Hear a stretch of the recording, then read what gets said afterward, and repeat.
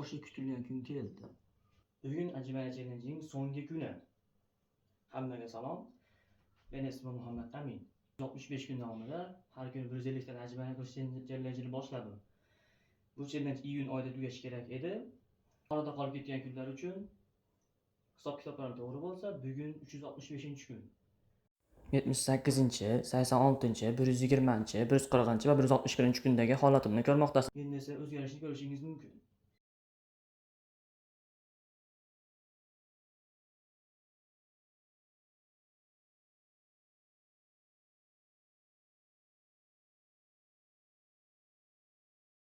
Endi esa so'nggi bor challenge'ni bajaramiz.